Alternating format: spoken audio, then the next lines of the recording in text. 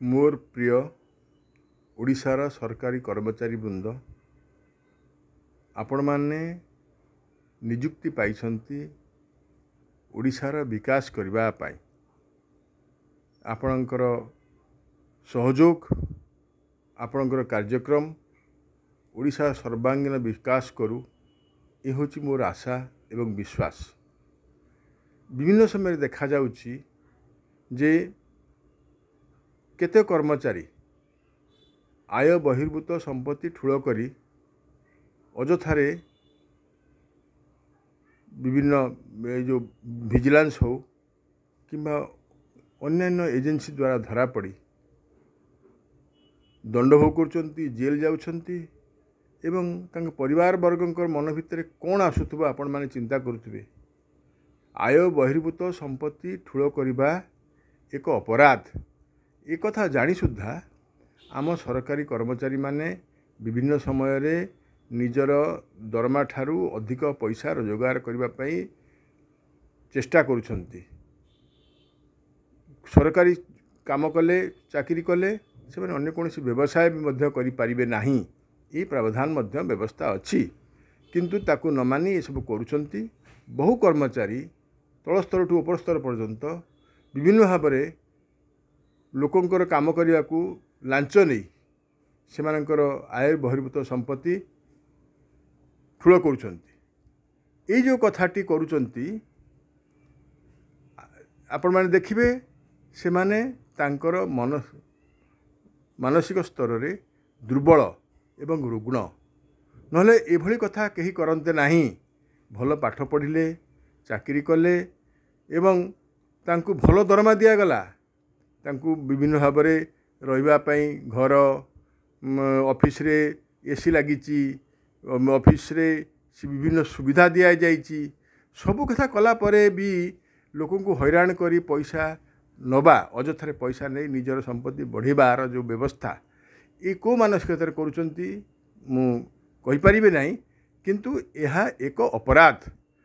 जो माने आय बहिर्भूत संपत्ति ठूल करी धरा होचंती से माने ओडिशार शत्रु एवं से माने होचंती चोर। तेणुक चोर मानंकु से जो स्तर लोक होंतु से मंत्री होंतु से विधायक होंतु से आईएएस ऑफिसर होंतु सेक्रेटरी होंतु चीफ सेक्रेटरी होंतु किंबा तल स्तर कर्मचारी होंतु जो माने कि आय बहिर्भूत संपत्ति ठूल करी ओडिशार विकास पाई बाधक सृष्टि करुछंती से माने आमर शत्रु। सरकार तांको प्रति कठोर नीति अवलंबन करिया दरकार। भाई बंधु कुटुंब कहीकि काहाको छाड़िबा उचित नुहे। अन्य पक्षरे कौनसी राजनेता सरकारी कर्मचारी द्वारा आय बहिर्भूत संपत्ति ठूल करबा पाई प्रयास न करंतु जद्वारा कि सेमाने सुविधा पाई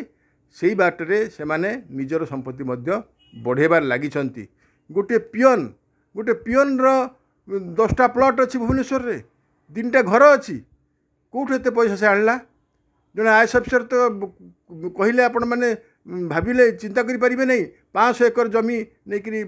रखा है कौन फार्म हाउस करुँच कि 1000 एकर नहीं कौटू आसला एत पैसा आपण पाखे